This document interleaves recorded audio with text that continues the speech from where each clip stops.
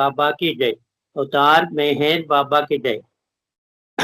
బాబా యొక్క దయ వల్ల వైల్ ది వరల్డ్ స్లెప్ట్ అనేటువంటి పుస్తకం కిందటి వారం మనం స్టార్ట్ చేసాము.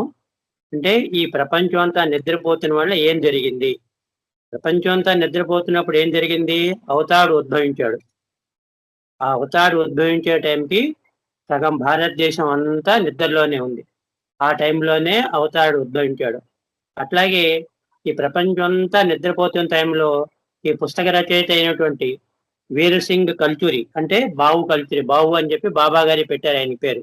బావు అంటే భయ్య, సోదరుడు, అందరికీ స్నేహపూర్వకంగా ఉండేవాడు అనేటువంటి పేరు బాబానే ఈ పుస్తక రచయితకి పెట్టారు.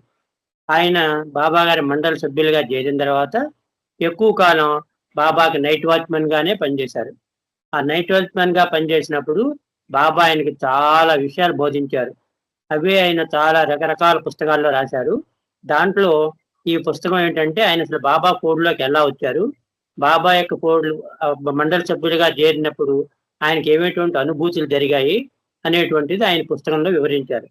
దాంట్లో ఫస్ట్ ఏంటంటే హౌ ఐ కేమ్ టు బాబా, బాబా గారి పరిధిలోకి ఈయన ఎలా వచ్చారు అనేటువంటి ఇంట్రడక్షన్ చాప్టర్ అనమాట. ఈయన యాక్చువల్గా నాగపూర్ నివాసి. ఈయన చదువుకుంటున్నాడు.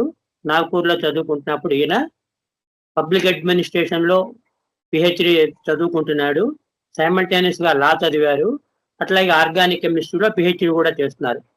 ఇలా చేస్తున్న సందర్భంలో ఇంకొక 2 సంవత్సరాల్లో, ఇంకొక 2 నెలల్లో ఆయన చదువు అయిపోతుండగా ఒకరోజు ఆయనకి అసలు ఈ చదువు అయిపోయిన తర్వాత ఏమిటి నా జీవిత గమ్యం అనేటువంటిది ఒక చిన్న స్ఫురణ ఆయనలో వచ్చింది. ఏమిటి చదువు అయిన తర్వాత నేనేం చేయాలి, ఆయనకి ఏమీ తోచలేదు. ఏం చేయాలి నేను, నా జీవితం ఏమిటి, నా జీవిత గమ్యం ఏమిటి, నేను తర్వాత ఏం చేయాలి అనేటువంటిది ఆయనలో ఒక చిన్న పురుగులాగా తెలుస్తోంది.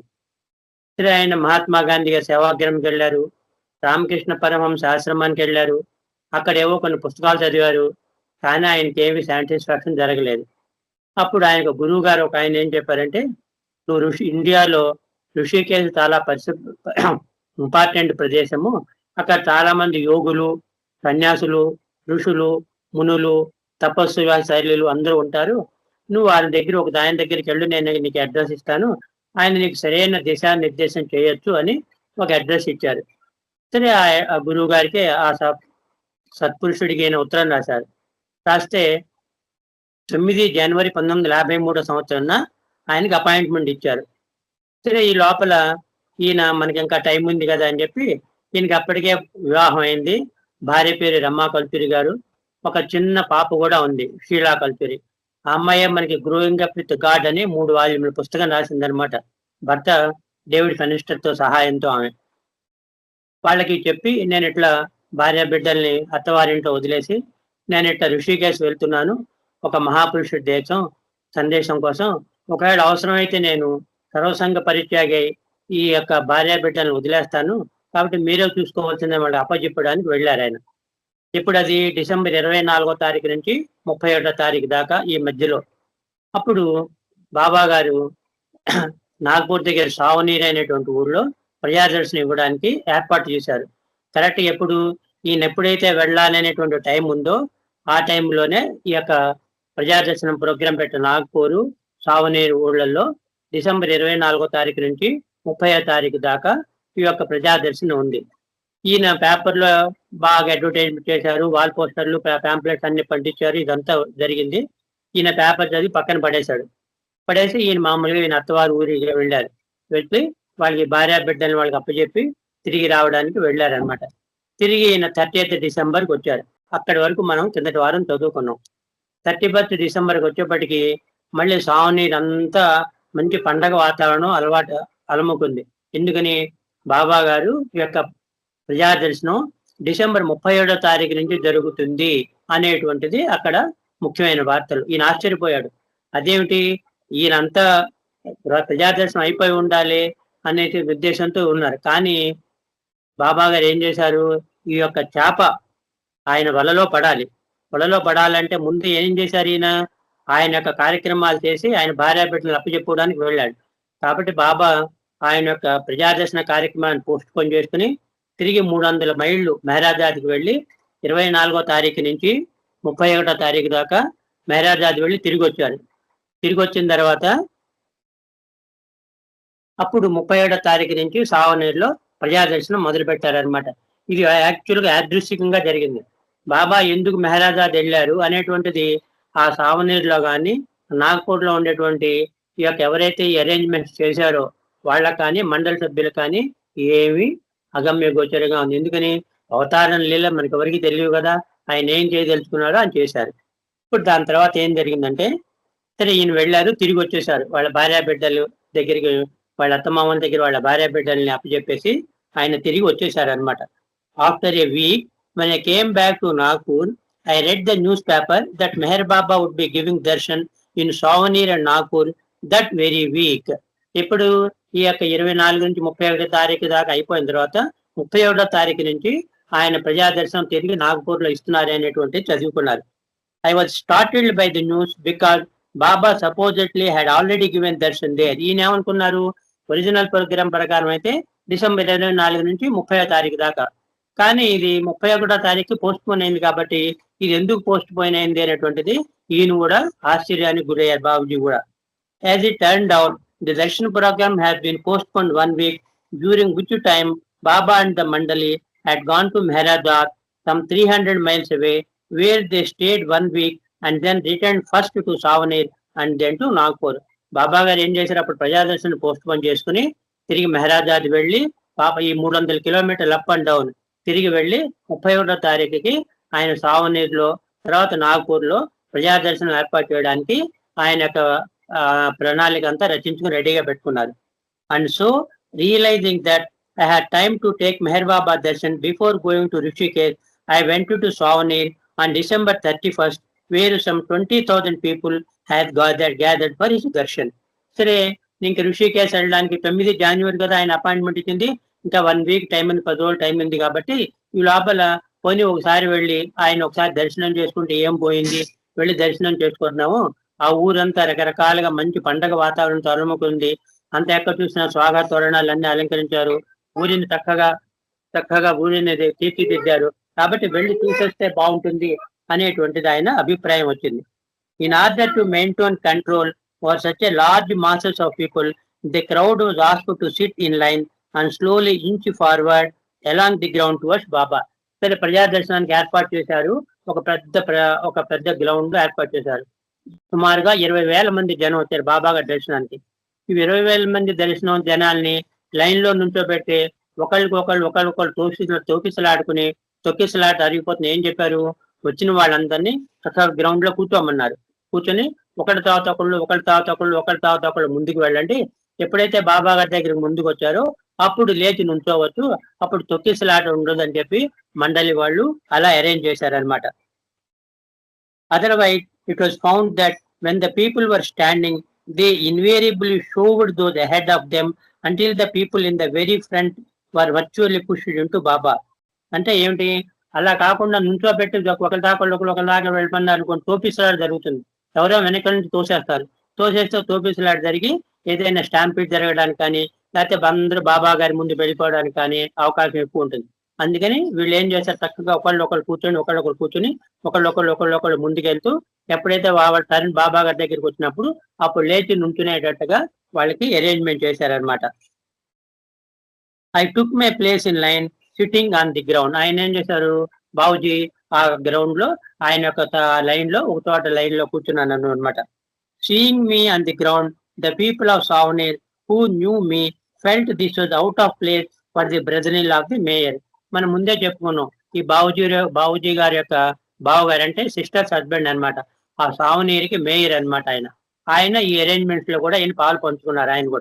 ఆయన ఈ బాబుజీ గారు అంటే ఈ సావనీర్ యొక్క మేయర్ గారి బావగారు ఇక్కడ ఈ లైన్ లో కూర్చుంటే ఎవరో ఊర్లో జనం చూసి ఇది మీకు రైట్ ప్లేస్ కాదు, మిమ్మల్ని మేము అక్కడికి తీసుకెళ్తాము, మీ బావగారికి బాగా తెలుసు, ఆయన మీకు ప్రైవేట్ దర్శనం ఇప్పిస్తారు, మీరు మాతో రండి, ఈ లైన్ లో నుంచోవద్దని చెప్పి వాళ్ళు ఒకళ్ళిద్దరు సలహా ఇచ్చారు బాబుజీకి.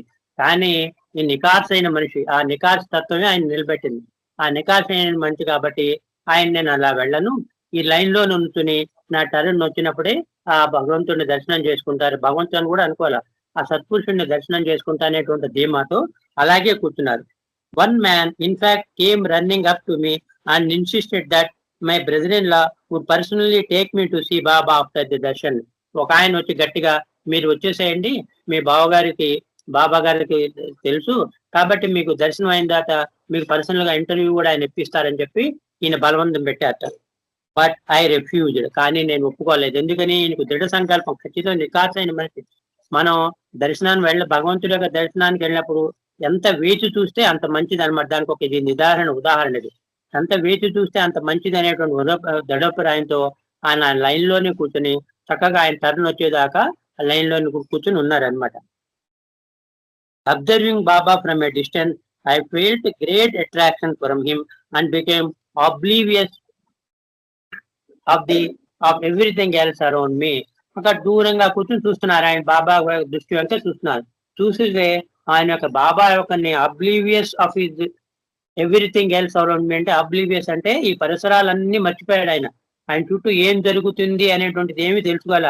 ఆ యొక్క తేజోమూర్తిని దర్శనం చేసుకుంటూ ఆయన అలా ఏకాగ్రతతో మునిగిపోయారనమాట. మునిగిపోయి ఆయన టర్న్ వచ్చేదాకా అలాగే చూస్తూ కూర్చున్నారు. ఎవ్రీథింగ్ ఎల్స్ అరౌండ్ మీ అంటే ఆయన చుట్టుపక్కల ఉన్నటువంటి ప్రదేశాన్ని అంతా మర్చిపోయారు. చూస్తూ ఆ దివ్య సుందర విగ్రహాన్ని, ఆ ముఖావర విందాన్ని చూస్తూ ఆయన నుంచుండిపోయారు. As Papa passed prasad to each one, I noticed that he would smile beautifully, occasionally patting one person on the other on the head or caressing another. మనం బాబా ఫిల్మ్స్ లో చాలా చూస్తున్నాం.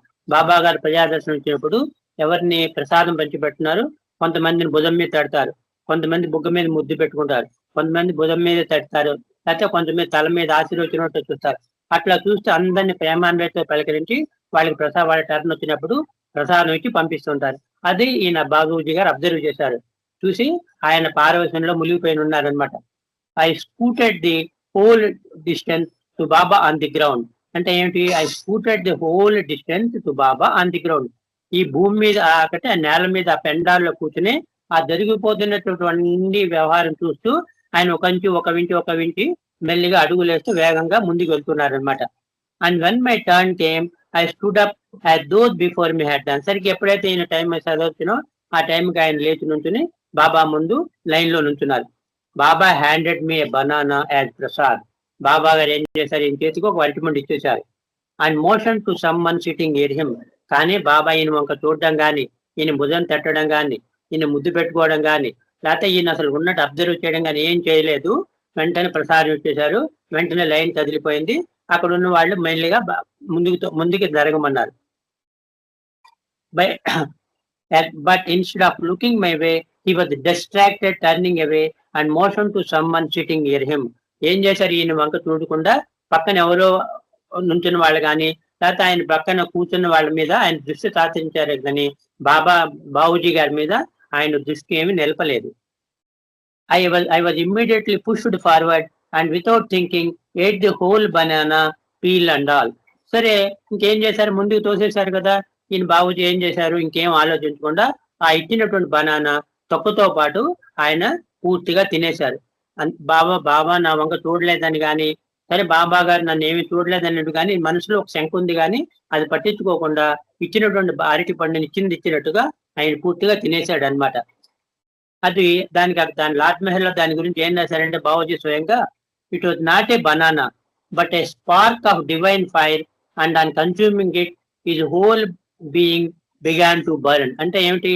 ఒక చిన్న కణిక, నిప్పు కణిక ఒక పెద్ద గడ్డివాం మీద వేస్తే ఎలా దహించుకుపోతుందో అట్లా ఆ దివ్య ప్రేమాగ్ని అనేటువంటి ఒక చిన్న కణిక ఆ అరటి పండు తినంగానే ఆయనలో మేలుకొల్పింది. కొలిపి లోపల నుంచి ఏదో ఆయనకు తెలియనటువంటి ఒక చిన్న ప్రేమజ్వాల అనేటువంటి ఈయన ఎవరు, ఈయన అవతార పురుషుడే గట్టివాడే అనేటువంటి ఒక ప్రేమజ్వాల, మనం ఈయన గట్టిగా పట్టుకోవాలనేటువంటి ఒక దృఢ సంకల్పము ఆయన మెల్లిగా ఆయన మస్తిష్కంలో వచ్చిందనమాట. Yet, in spite of his apparent indifference towards me, by this time I somehow knew that Meher Baba was my master. బాబా గారు ఈయన వంక చూడలేదు. మనమైతే ఏమనుకుంటాం? ఏంటి అందరిని చూస్తున్నారు? మన సామాన్యుల యొక్క ఆలోచన సరళి అలా ఉంటుంది. ఆయన అందరినీ చూస్తున్నారు, అందరికి ప్రసాదం ఇచ్చేప్పుడు భుజం పెడుతున్నారు, లేకపోతే ఆయనకి ముద్దు పెడుతున్నారు, లేకపోతే ఏదో ఒకటి మనం అనుకుంటాం. ఈయన నా వంక ఏం చూడలేదే, నా వంక ఎందుకు ఇండిఫరెంట్ గా ఉన్నారనేటువంటి అభిప్రాయం ఉన్నా సరే గాని ఆయన ఒక అరటిపండు తిన్న తర్వాత ఆయనలో దివ్యాగ్ని ప్రేమ మేలుకొల్పి ఈయనే నా మాస్టరు, నేను వెతుకుతున్న గురువు ఈయనే, I wish to follow only him, నేను ఇంకా నా జీవితం ఈయనకి అర్పణ చేయాలి. Now there was no reason to go to Rishikesh, ఇంకా నేను ఋషికేశ్ వెళ్ళాలి, ఆయన ఎవరో స్వామీజీ పేరు ఇచ్చారు, ఆయన దర్శనం చేసుకోవాలనేటువంటి అభిప్రాయం ఆ యొక్క సంకల్పం మెల్లిగా ఆయన మస్కిషంలోంచి పోయి ఈ యొక్క దివ్య ప్రేమాగ్నిలో ఈయన మునిగిపోయి ఈయనే నా గురువు, ఈయన కాళ్లే పట్టుకోవాలి, నా జీవితం ఈయనకే అర్పణ చేయాలనేటువంటి ఒక దృఢ సంకల్పం బాబుజీలో వచ్చింది. My only desire was to be with Meher Baba permanently, అది ఒక సెంటెన్స్ ముఖ్య ఉద్దేశం అనమాట.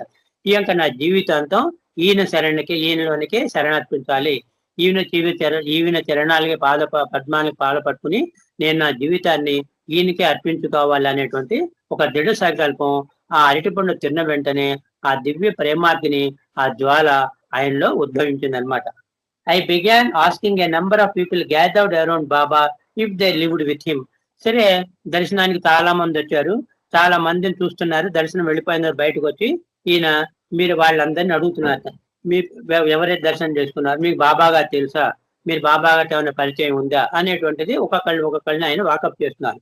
But none of them did, they had merely come from the surrounding villages and towns to see him. కానీ వాళ్ళెవరు, మేము బాబా గారిని దర్శనం చేసుకుందాం అని వచ్చాము, మేము బాబా గారిని దర్శనం చేసుకున్నాం వెళ్ళిపోతున్నాం తప్ప మాకు ఆయన ఎవరూ తెలియదు, ఆయనతో మాకు సాంగత్యం ఏమి లేదని ఒక్కొక్కళ్ళు ఈయన ఎవరినైతే అడిగారో వాళ్ళందరూ అలా సమాధానం చెప్పారు.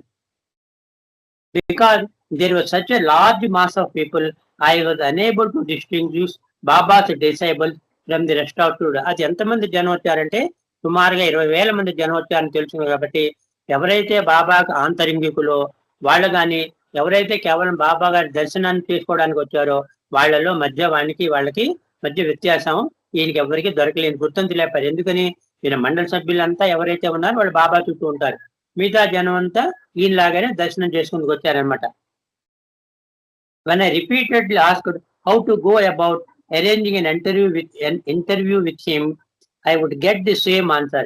బాబా గారితో ఏమైనా పర్సనల్ ఇంటర్వ్యూ దొరుకుతుందా ఏమిటా అనేటువంటిది ఆయన కనపడిన వాళ్ళంతా అడిగారు, కానీ మాకు తెలియదండి, మేము మీలాగే దర్శనం చేసుకోవడానికి వచ్చామని చెప్పి అందరూ అలాగే సమాధానం చెప్పారు. That Baba was giving darshan only, no interviews were permitted or possible. Baba garu only దర్శనం ఇస్తున్నారు, అంతేగాని ఆయనతో పర్సనల్ ఇంటర్వ్యూ కానీ ఆయనతో ఏకాంతంగా మాట్లాడడానికి కానీ ఎక్కడ ఏ విధమైన ఆస్కారం లేదు, ఆయన ఓన్లీ దర్శనం ఇవ్వడానికే ఈ ఊరు వచ్చారనేటువంటి మాట అందరూ చెప్తున్నారు. One of those with Baba suggested that I write to Adi K Irani, Baba secretary in Ahmednagar, but this seems absurd with Baba right there in సౌనెన్.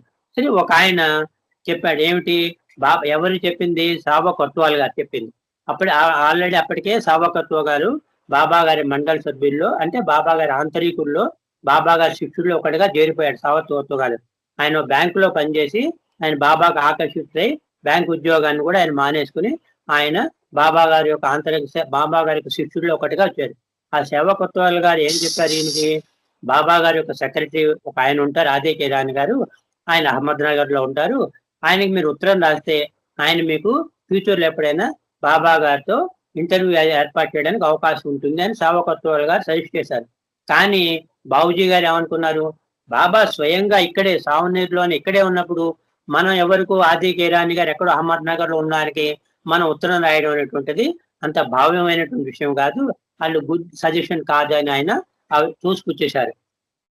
But this seems upset with Baba right there in సావనీర్. డైరెక్ట్ గా ఆయనే ఇక్కడ ఉన్నారు సావనీర్లో మన కళ్ళ ముందు ఉన్నప్పుడు మనం ఏదైనా అవకాశం తెచ్చుకుని ఆయనతో ఇంటర్వ్యూ తెచ్చుకోవడం అనేటువంటి ముఖ్యం, కానీ ఎప్పుడు ఆయన సెక్రటరీ ఎవరోట ఆయనకు ఉత్తరం రాస్తే ఆయన అపాయింట్మెంట్ ఫిక్స్ చేస్తారు, ఇవన్నీ సరైనటువంటి మంచి నిర్ణయం కాదనేటువంటిది అది ఆయన పక్కన తోసేశారు. Finally after many hour I found one man from Andhra who said he would arrange an interview with Baba when visited Andhra. తర్వాత ఇంకో ఆయన కలిశారు, ఆయన ఎవరంటే ఆయన పేరు రంగారావు గారు, మన KDRM లో ఒక మెంబర్ అనమాట. ఆ రంగారావు గారు కూడా ఈ యొక్క ప్రజాదర్శనం సావనీరు యొక్క ప్రజాదర్శనానికి ఆయన ఒరేసి వచ్చారనమాట. ఆయన చెప్పారు, ఆయన అడిగారు ఆయన చెప్పారు, బాబా గారు 1953 సంవత్సరం జనవరి ఫిబ్రవరిలో ఆంధ్ర టూర్కి వస్తారు. జనవరి ఆంధ్ర టూర్కి వస్తారు. మీకు అప్పుడు మీరు ఆంధ్ర రాగలిగితే మీకు నేను బాబాతో పర్సనల్ ఇంటర్వ్యూ ఏర్పాటు చేయడానికి అవకాశం ఉంటుంది. కానీ అది ఇప్పుడు కాదు, ఒక నెల తర్వాత జరుగుతుందని చెప్పి ఆ యొక్క రంగారావు గారు అనేటువంటి ఆయన ఈ యొక్క మన బాబుజీ గారికి హామీ ఇచ్చారు. But this would not be for another month. ఒక నెల తర్వాత, ఎందుకని ఇంకా డిసెంబర్ 30వ తారీఖు 31వ తారీఖే ఇది బాబా గారు ఎప్పుడు వచ్చారు ఆంధ్ర ఫస్ట్ పర్యటన 1753 జనవరి 17వ తారీఖు నుంచి వచ్చారు. కాబట్టి సుమారుగా ఒక నెల టైం ఉంటుంది. కాబట్టి నెల తర్వాతే ఆయన ఆంధ్ర వచ్చినప్పుడు మీకు నేను బాబా గారితో ఇంటర్వ్యూ ఏర్పాటు చేయడానికి అవకాశం ఉంటుందని రంగారావు గారు ఒక హామీ ఇచ్చారు అంతే. I readily accepted his offer. However, since until 9 o'clock that night I had been wandering around outside Baba's bungalow, trying without success to find someone who would arrange an interview. కానీ ఈయన సరేనని ఒప్పుకున్నారు. కానీ ఈయనకి ఏదైనా ఒక ఆశ మిణుకుంటుంది. బాబా గారి బంగళాలు ఎక్కడో బంగళాలో ఉన్నాను, ఆ బంగళాకి వెళ్తే మనకి ఏమన్నా ఆయనతో ఇంటర్వ్యూ దొరుకుతుందా అని చెప్పి రాత్రి సుమారు 9-10 దాకా ఆ బంగళా చుట్టూ ఈయన తిరుగుతూ ఉన్నారు బాబుజీ గారు. దట్ ఈవినింగ్ మన వెంట అయిపోయింది, రాత్రి 10 అయిపోయింది. బాబా బంగ్లాలో విశ్రాంతికి వెళ్ళిపోయి ఉంటారు. అందుకే నేనేం చేశారు, ఇంక తిరిగి వాళ్ళ అక్కగారు ఊరు సావనేట్లో ఉంది కాబట్టి వాళ్ళ అక్కగారి ఇంటికి వచ్చేసారు ఆయన. That evening when I went to the home of my sister and brother in law, they found me utterly dazed. అంటే ఏమిటి, ఈయన బాగా అలసిపోయినారు. పాపం ఇటు తిరిగారు అటు తిరిగి అంతా తిరిగి అలసిపోయినారు. బట్టలన్నీ నలిగిపోయినాయి. సరే ఉన్నారని చెప్పి ఈయన ఇంటికి వస్తే ఈయన యొక్క భావం అప్పుడే ఏమనుంది, ఈయనే మనకు గురువు, ఈయన దగ్గర మనం చేరాలనేటువంటి ఒక లోపల ఒక అంతర్మతం జరుగుతోంది కదా. కాబట్టి ఈయన ముఖం కొంచెం విచారవదనంతో ఉంది. చూసి వాళ్ళిద్దరు కంగారు పడ్డారు. ఏమైంది, నువ్వు కులాసాయిగా ఉన్నావని వాళ్ళ అక్కగారు ఈయన యోగక్షేమాలు అడిగారు. I stayed the night but was so restless I could not sleep. రాత్రి వాళ్ళు ఎంతో ఉన్నారు కానీ ఈయనకి ఏంటి చాలా రెస్ట్లెస్ గా ఉన్నారు. అంటే ఏమిటంటే నిద్ర పట్టట్లేదు ఆయనకి. ఇటు తిరుగుతున్నాడు అటు తిరుగుతున్నాడు. ఎట్లాగైనా సరే ఈ బాబా గారితో ఇంటర్వ్యూ మనం తీసుకోవాలి అనేటువంటి ఒక దృఢమైనటువంటి కోరిక లోపల రగులుతుంది. కాబట్టి ఆయన సరిగ్గా నిద్ర లేకుండా విశ్రాంతిగా లేకుండా ఇటు అటు తిరుగుతూ అవిశ్రాంతంగా ఉన్నాడు అనమాట ఆయన. The lovely vision of beloved Baba's radiant countenance was ever before my eyes. ఆయనకి ఏం తెలుస్తుంది, కళ్ళు తెరిచిన కళ్ళు మూసిన ఆ దివ్య సుందర విగ్రహమే. రేడియంట్ కౌన్సనెంట్ అంటే ఏమిటంటే ఒక స్ట్రైకింగ్ బ్యూటీ, చూడంగానే బా ఎంత బాగున్నాడురా అనేటువంటి ఒక దివ్య సుందర విగ్రహమే మనకి కనిపిస్తోంది. మనకి పాటలు కూడా రాశారు. ఎవరి మెహర్ బాబా ఎంత అందగాడు అనేటువంటి పాట కూడా రాశారు. ఆ అందమైనటువంటి ముఖ కవళికి ఆయన దృశ్యంలో కనపడి, ఆయన ముఖంలో కనపడి ఈ కళ్ళు మూసిన కళ్ళు చేసిన ఆ యొక్క దివ్య సుందర విగ్రహం ఆయనకి కనిపిస్తూ ఆయన అందమైన ముఖమే బాబుజీ గారికి ఎప్పుడు కనిపిస్తుందిట. Was ever before my eyes. ఆయన కళ్ళు తెరిచిన కళ్ళు మూసిన ఆ సుందర విగ్రహమే ఆయన కనిపిస్తోంది. At 4 o'clock in the morning I decided to go to Baba. సరే ఇలాగే నిద్రలేని రాత్రి అంతా గడిపాడు. ఎప్పుడు చూసినా ఆయనకు బాబా గారి యొక్క ముఖ కవళికలే కనిపిస్తూ ఉన్నాయి. సరే తెల్లవారుజామున ఏమైనా అవకాశం ఉంటుందో అని చెప్పి మెల్లిగా ఆయన బయటపడ్డాడు అనమాట, ఇంట్లో బయటపడ్డాడు. But as I was stepping out the door my sister who had awakened in the mean time asked whether where I was going. ఈ యొక్క సిస్టర్, ఈ యొక్క అక్కగారు గమనించారు, ఈయన ఏమిటి ఇంత రెస్ట్లెస్ గా ఉన్నాడు, రాత్రి సరిగ్గా నిద్రపోలేదు, ముఖం అంతా వాడిపోయింది, ఏదైనా ఆపదలో చూపుకున్నాడా, ఏదైనా ప్రమాదం వచ్చిందా ఆయనకి అని చెప్పి ఆవిడ పాపం ఆదుర్దా పడింది. అక్క సొంత అక్క కదా, ఆదుర్దా పడి ఈయన బయలుదేరుతున్నప్పుడు ఎక్కడికి వెళ్తున్నావు ఇంత అర్ధరాత్రి వేళ అని అడిగింది ఆవిడ. చెప్తే అప్పుడు ఏం చెప్పాను, నేను మార్నింగ్ వాక్ వెళ్తున్నాను అని చెప్పాడు ఆయన. సరే అయితే నీతో పాటు, ఎందుకు నేను చూస్తే భయం వేసింది ఆవిడకి, నేను కూడా నీతో వస్తానని చెప్పి ఈ యొక్క అక్క తమ్ముళ్ళు ఇద్దరు మార్నింగ్ వాక్ బయలుదేరారు. To put her off I said I was just taking a walk. నేను మార్నింగ్ వాక్ బయలుదేరాను, వెళ్ళి నడిచి వస్తాను అన్నట్టు. She was concerned about my dazed state of mind and asked to get along. ఈయన్ని చూస్తే ఆయన నమ్మబుద్ధి అవ్వాలి. ఆయన ఇతను ఎవరైనా ఎక్కడికైనా వెళ్ళిపోతాడేమో, ఈయన ముఖంలో ఆందోళన కనిపిస్తుందని చెప్పి ఆవిడ ధైర్యంగా ఇతను వదలలేక, నేను కూడా నీతో వస్తాను పదా, మన ఇద్దరం కలిసి నడుద్దాం మార్నింగ్ వాక్ అని చెప్పి ఆవిడ కూడా బయలుదేరింది. So instead of going to Baba I went for a long walk. సరే మరి చెప్పలేదు కదా, బాబా గారి బంగ్లా దగ్గర వెళ్దాం అనుకున్నా, వెళ్లకుండా మార్నింగ్ వాక్ చాలా దూరం వెళ్ళి అక్క తమ్ముడు ఇద్దరు తిరిగి వచ్చేసారు.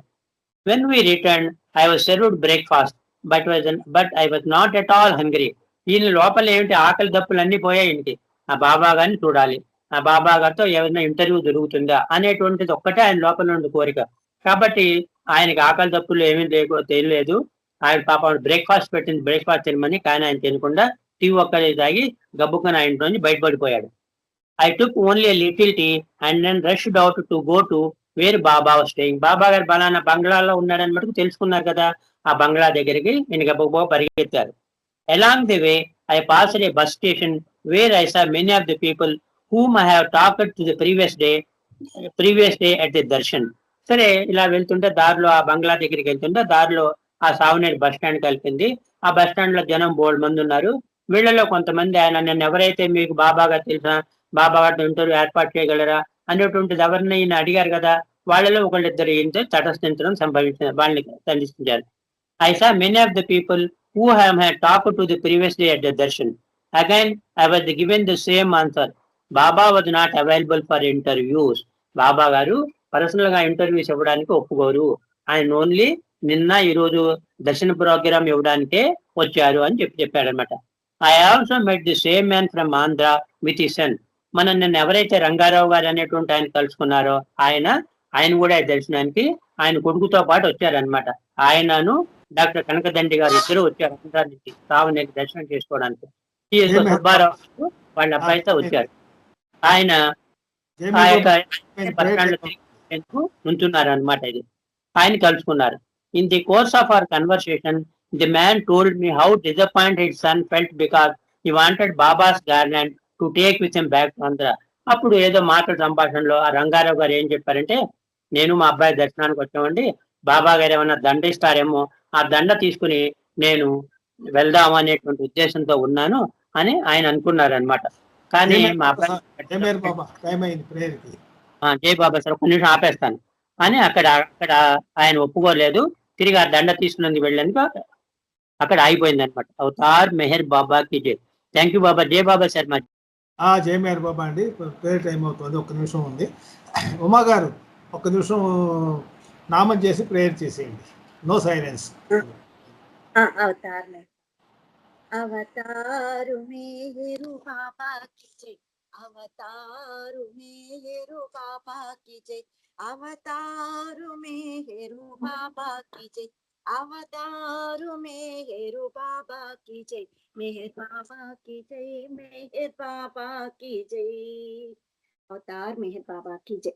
ఓ పర్వదిగా, సర్వ పోషక, సర్వ రక్షక, నీవు ఆదియును అంతమును లేని వాడవు, అద్వయుడు, నిరుపమానుడు, నీ ప్రమాణమెవ్వరును ఎరుంగ నేరరు. నీవు వర్ణము, నామము, రూపము, గుణములు లేని వాడవు.